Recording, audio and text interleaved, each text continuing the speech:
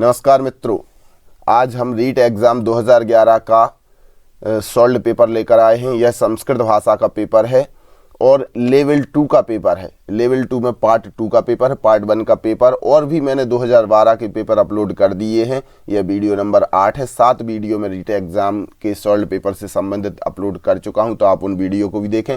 और दोस्तों, देखने के साथ साथ आप हमारे चैनल PM क्लासेस को सब्सक्राइब करना ना भूलें। यदि आपने सब्सक्राइब नहीं किया तो सब्सक्राइब जरूर कर लें, जिससे हमारे अगले वीडियोस आप तक नोटिफिकेशन के माध्यम से पहुंच सकें। वीडियो को लाइक ज़रूर करें और मित्रों को भी शेयर करें, जिससे यह सभी तक पहुंच सके, सभी इसका लाभ ले सकें। तो आइए दोस्तों, देखते हैं हम संस्कृत भाषा के 30 प्रश्नों को। भाषा 2 संस्कृतम। अत्र 63 प्रश्नानि सन्ति सर्वे प्रश्ना समाधेय। यहाँ पर 30 प्रश्न दिए हुए हैं, सभी प्रश्न हल करना है। पहला प्रश्न यहाँ पर है दोस्तों, हा वर्णस्य उच्चारण स्थानम विद्यते। हा वर्ण का उच्चारण स्थान है मूर्धा, कंठ, तालु या नासिका। तो इसका उच्चारण स्थान वाला जो सूत्र है, अकुह विसर्जनीया नाम कंठा। तो आ, कु मतलब कवर्ग और हा और विसर्ग, इन सब का उच्चारण स्थान होता है कंठ। तो इसका राइट आंसर है कंठा। कंठा इसका राइट आंसर है। अगला प्रश्न, ए स्वर वर्णस्य उच्चारण स्थानम भवति। ए स्वर वर्ण का उच्चारण स्थान होता है। तो ए दयितो कंठ तालु। ए और ऐ का उच्चारण स्थान जो होता है वह कंठ और तालु होता है। तो इसका जो राइट आंसर है वह है कंठ तालु। ए दयितो कंठ तालु। ए दयितो कंठ तालु, यह राइट आंसर है। अगला प्रश्न, मूर्धा उच्चारण स्थानम कथ्यते। मूर्धा उच्चारण स्थान कहा जाता है, किसका कहा जाता है? तो लावर्ण का। लावर्ण का उच्चारण स्थान होता है दंत, ऋतुलसानाम दंता। रावर्ण का ऋतुरसाणाम मूर्धा, यह सही है। यावर्ण का जो उच्चारण स्थान होता है वह तालु होता है, इचुयसानाम तालु। और नावर्ण का जो उच्चारण स्थान होता है वो है ऋतुलसानाम दंता। तू मतलब तवर्ग। तो तवर्ग जो आता है, तवर्ग में ना भी आता है, तो दंत इसका उच्चारण स्थान। तो इसका राइट आंसर जो है वह है मूर्धा। मूर्धा इसका राइट आंसर। मूर्धा का जो उच्चारण वो है वर्ण है वह है रावर्ण। रावर्ण का उच्चारण स्थान होता है मूर्धा। अगला प्रश्न, स्वराह कति। स्वर कितने होते हैं? तो स्वर जो संस्कृत में है वह है 9। 9 स्वर कहे गए हैं पाणिनीय व्याकरण के अनुसार। आ, ई, उ, री, लृ, ये 5 हो गए। इसके बाद ए, आई, ओ, औ, ये 4। ये 9 स्वर कहे गए हैं पाणिनीय व्याकरण में। अगला प्रश्न, इसका राइट आंसर है 9। अगला प्रश्न जो है, त्रिशब्दस्य स्त्रीलिंगे प्रथमा विभक्ति बहुवचने रूपम भवति। त्रिशब्द का स्त्रीलिंग प्रथमा विभक्ति बहुवचन का रूप क्या होगा? तो त्रिशब्द के जो रूप चलते हैं वह स्त्रीलिंग में जो ए त्रीणी लिखा हुआ है नपुंसकलिंग का है, त्रया है यह पुल्लिंग का है, त्रि भी यह तृतीय विभक्ति का है, और यह जो तीसरा है यह है प्रथमा विभक्ति बहुवचन का रूप तीसरा। तो यह बिल्कुल राइट आंसर है तीसरा। त्रिशब्द का स्त्रीलिंग प्रथमा विभक्ति बहुवचन का रूप है तीसरा। वेदाः सन्ति, कितने वेद होते हैं? तो हमें संख्या में कौन सा इनमें आएगा? चत्वारि, चतस्रः, चत्वारः या चतुरः। तो दोस्तों, इसका जो राइट आंसर है वह है चत्वारः। प्रथमा विभक्ति बहुवचन का रूप प्रयोग होगा, क्योंकि यहाँ पर ये प्रथमा विभक्ति बहुवचन का है वेदाः। तो यहाँ पर चत्वारः वेदाः सन्ति, यह राइट आंसर। चत्वारः वेदाः सन्ति। अगला प्रश्न, लता शब्दस्य सप्तमी बहुवचने रूपम भवति। लता शब्द का सप्तमी बहुवचन का रूप क्या होगा? तो लता शब्द का सप्तमी बहुवचन का रूप पूछा गया है। बहुवचन में हमेशा सु आता है, तो लतासु यहाँ पर भी लिखा हुआ है, यहाँ पर भी लतासु लिखा हुआ है। तो इसमें जो सा ए है, सा षटकोण वाला ए नहीं होता है, यहाँ पर सिर्फ ए लतासु सही है। ए सुप्रत्यय जो आता है, सुप्रत्यय का सीधा सीधा सु यहाँ पर ये बचता है, लतासु। अगला प्रश्न, पितृ शब्दस्य षष्ठी बहुवचने रूपम विद्यते। पितृ शब्द का षष्ठी बहुवचन का रूप क्या होगा? तो पितृ शब्द का षष्ठी बहुवचन का जो रूप बनता है वह बनता है पितृणाम। तो यहाँ पर दीर्घ री होनी चाहिए, तो दीर्घ री इसमें है पितृणाम। यह राइट आंसर है डी। अगला प्रश्न, अस धातु लोट लकारस्य प्रथम मध्यम पुरुषैक वचने रूपमस्ति। अस धातु का लोट लकार मध्यम पुरुष एक वचन का रूप क्या होगा? तो अस धातु लोट लकार मध्यम पुरुष एक वचन का जो रूप है, लोट लकार की बात हो रही है, तो अस्तु स्ताम संतु, और मध्यम पुरुष में जो बनता है वह बनता है एधी। एधी, अस्तु स्ताम संतु, एधी स्ताम स्त, ऐसे तो एधी बनता है, यह राइट आंसर है, एधी। अगला प्रश्न, सह धातु लट लकारस्य उत्तम पुरुषैक वचने रूपम भवति। सह धातु का लट लकार उत्तम पुरुष एक वचन का रूप क्या है? तो सहते सहेते सहन्ते, सहसे सहेथे सहध्वे, सहे सहावहे सहामहे, इस प्रकार रूप चलते हैं। तो उत्तम पुरुष एक वचन का पूछा गया है, तो यहाँ पर बनेगा सहे सहावहे सहामहे, तो यह सहे बिल्कुल राइट आंसर है। अगला प्रश्न है, क्री धातु लंग लकारस्य उत्तम पुरुष बहुवचने रूपम विद्यते। क्री धातु का लंग लकार उत्तम पुरुष बहुवचन का रूप क्या होगा? तो क्री धातु का लंग लकार में दोस्तों अट का आगम होता है, आ आगे आ जाता है, यह आपको पता होगा। जैसे भू धातु से अववत बनता है, तो उत्तम पुरुष बहुवचन का रूप पूछा जा रहा है, तो इसमें बनेगा अकुर्म, विसर्ग इसमें रहता नहीं, विसर्ग का लोप हो जाता है, तो अकुर्म यह राइट आंसर है। अगला प्रश्न, पा धातु लिट लकारस्य प्रथम पुरुष बहुवचने रूपम अस्ति। पा धातु का लिट लकार मतलब भविष्य काल का प्रथम पुरुष बहुवचन का रूप क्या बनता है? तो इसके रूप चलते हैं दोस्तों, पास्यति, पास्यता, पास्यन्ति, पास्यसि, पास्यथा, पास्यत, पास्यामि, पास्यावा, पास्यामा। तो प्रथम पुरुष बहुवचन में बनता है पास्यन्ति, यह राइट आंसर है। अगला प्रश्न, संस्कृते काति कारकाणि भवन्ति। संस्कृत में कितने कारक होते हैं? तो आपने सुना होगा, इसमें कारक जो होते हैं संस्कृत में 6 कारक होते हैं। 6 कारकाणि भवन्ति, कौन कौन से हैं? कर्ता, कर्म, करण, संप्रदान, अपादान, अधिकरण। कर्ता, कर्म, करण, संप्रदान, अपादान, अधिकरण, यह 6 कारक होते हैं। अगला प्रश्न, बालकः बिभेति। बालक डरता है, किससे डरता है? रिक्त स्थान की पूर्ति करना है, और हमें इसमें यह कारक प्रकरण से प्रश्न है, तो इसमें कौन सी विभक्ति आएगी? सर्पस्य, सर्पात, सर्पाय या सर्पे। तो इसका जो राइट आंसर दोस्तों आप समझ गए होंगे, भित्रार्थानाम भय हेतु सूत्र के द्वारा होती है पंचमी विभक्ति। पंचमी विभक्ति होती है, पंचमी विभक्ति, सर्पात बिभेति, सर्पात बिभेति। आप एक सूत्र और है, भय के अर्थ में यदि आपको भित्रार्थानाम भय हेतु सूत्र नहीं होता, तो समास का सूत्र आप जरूर याद रखें, पंचमी भयन। भय के अर्थ में पंचमी का समास होता है, तो पंचमी भयन से इससे ध्यान आ जाएगा कि जहाँ भी भय वाली धातुएं हैं वहाँ पर पंचमी विभक्ति होती है, तो यह भी आपको सुविधाजनक होगा। सर्पात। अगला प्रश्न, राक्षसा ईर्ष्यन्ति। राक्षसा ईर्ष्यन्ति स्म समुचित पदेन रिक्त स्थानम पूर्यत। तो इस पद के रिक्त स्थान की पूर्ति करना है, देवानाम देवई, देवेषु या देवेभ्यः। तो राक्षसा ईर्ष्यन्ति, ईर्ष्य जो धातु है इसकी योग में कौन सी विभक्ति का प्रयोग होता है? क्रोध दुहेर्ष्या असूयार्थानाम यम प्रतीकोपः। इस सूत्र के द्वारा इसमें चतुर्थी विभक्ति होती है, और चतुर्थी विभक्ति का प्रयोग हुआ है देवेभ्यः। देवेभ्यः, देवाय, देवाभ्याम, देवेभ्यः, तो यह राइट आंसर है देवेभ्यः। राक्षसाः देवेभ्यः ईर्ष्यन्ति स्म।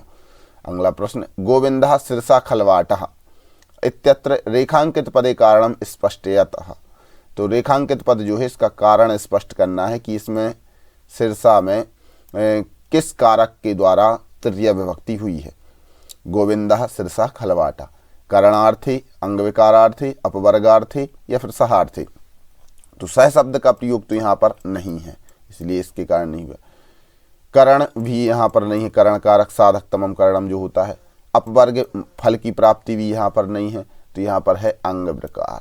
अंग विकार, अंग विकार में एन अंग विकार सूत्र के द्वारा जिस अंग से विकार लक्षित होता है, परिलक्षित होता है, उसमें तृतीय विभक्ति का प्रयोग होता है।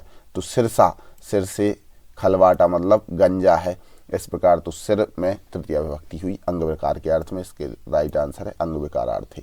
अगला प्रश्न, शक्तिम अनतिक्रम इत्यत्र समस्त पदम सूचयतः।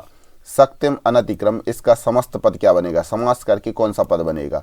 तो आपको पता होगा, यथाशक्ति बनता है, यथाशक्तिम नहीं होगा, इसमें कोई विभक्ति नहीं लगती, अव्यय पद है इसलिए विभक्ति का लोप हो जाता है। अव्यय में यथाशक्ति यह बनता है, यथाशक्ति। अगला प्रश्न है गोसुखम इत्यत्र समासः का। गोसुखम में कौन सा समास है? कर्मधारय है, बहुव्रीहि, तत्पुरुषा या फिर अव्ययी भावा।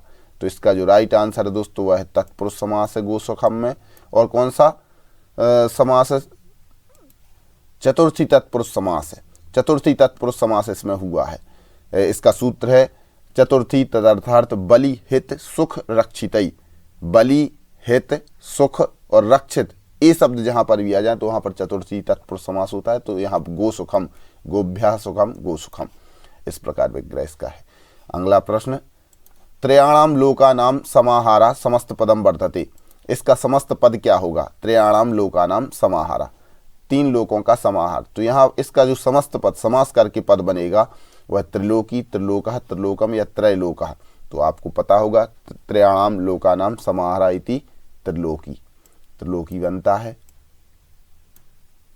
त्रिलोकी इसका राइट आंसर है। अगला प्रश्न पितरौ इत्यत्र विग्रह कार्य। पितरौ इस शब्द का विग्रह करना है, इस समस्त पद का हमें विग्रह करना है। तो इसका विग्रह होगा माता च पिता च। ये तो गलत है, मातृ च पितृ च, पिता च माता च, माता च पिता च, मातु च पितु च। तो इसका राइट आंसर है सी, माता च पिता च इति पितरौ। अगला प्रश्न है बालः चलति इत्यत्र संधि करणीयः। बालः चलति यहाँ पर इसका संधि क्या होगा? बालो चलति, बालस चलति, बालस चलति या फिर बालश चलति। तो इसमें तीनों सादे ये हुए हैं। तो यहाँ पर जो दोस्तों चा है, चा आता है तालु, तालव्य। तो तालव्य ही सा होगा, इसलिए सा जो है ये वाला ये तालव्य सा कहलाता है, तालु से उच्चारित होने वाला, इचु यशा नाम तालु। तो यहाँ पर इसका राइट आंसर है बालस चलति। पहले विसर्ग को बनेगा ए सा और फिर यहाँ पर हो जाएगी इश्चुत्व संधि। इश्चुत्व संधि होने के बाद सा बदल जाएगा सा तालव्य सकार में। अगला प्रश्न है प्रेजते संधि विच्छेदा कार्य। प्रेजते का संधि विच्छेद करना है। प्रा प्लस ऐजते, प्रे प्लस जते, प्रा प्लस एजते, पर प्लस एजते। तो इसका जो राइट आंसर है वह है सी, प्रा प्लस एजते। इसका जो संधि विच्छेद यहाँ पर वृद्धि संधि प्राप्त है, लेकिन वृद्धि संधि ना होकर के यहाँ पर हो रही है पररूप संधि। जो पररूप संधि में क्या होता है, जो प्रा में जो आ मिला हुआ है वह आ निकल करके ए में मिल जाएगा और पररूप हो जाएगा, ए के समान हो जाएगा, इसका कोई अस्तित्व नहीं बचेगा। और फिर मिला देंगे तो बन एड़ी का ये जो पीछे है ये मिलाएंगे तो बन जाएगा प्रेजते।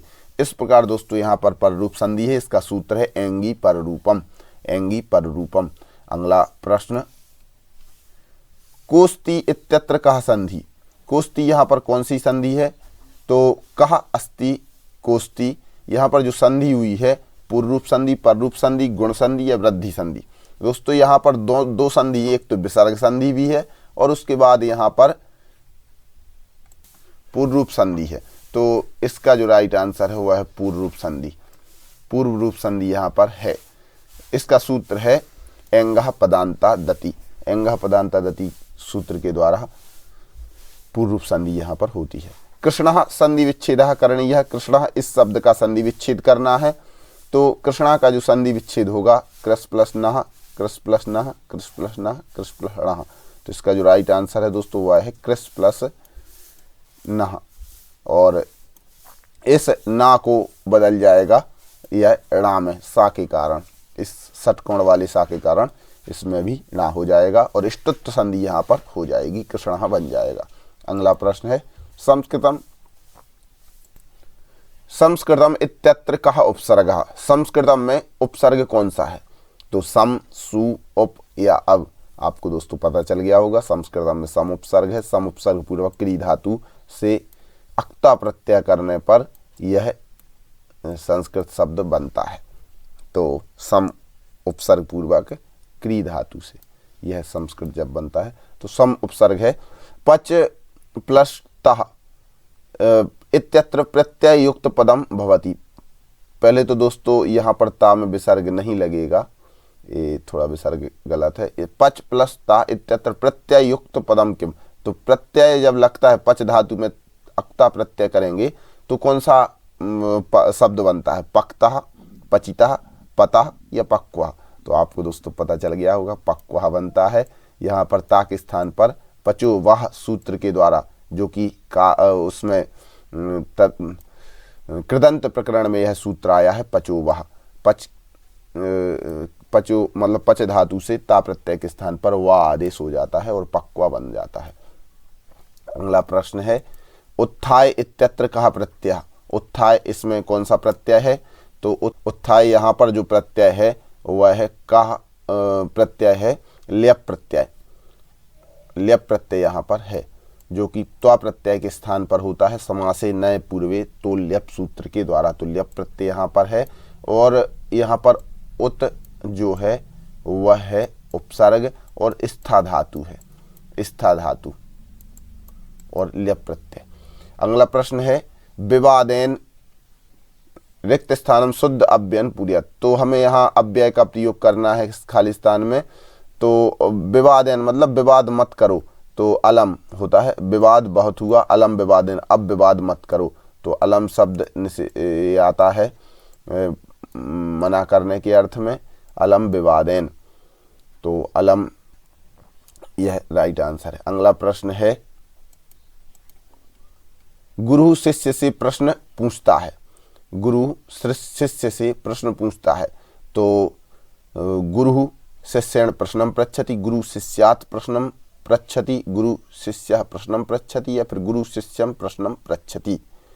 तो आप दोस्तों समझ रहे होंगे ए वाला, लेकिन ए नहीं है, इसका राइट आंसर है डी। अब मैं इसका कारण बताता हूँ। आपने दोस्तों अकथितम च सूत्र पढ़ा होगा, इसमें द्विकर्मक धातुएं आती हैं और उसमें प्रच्छ धातु भी उसमें आती है।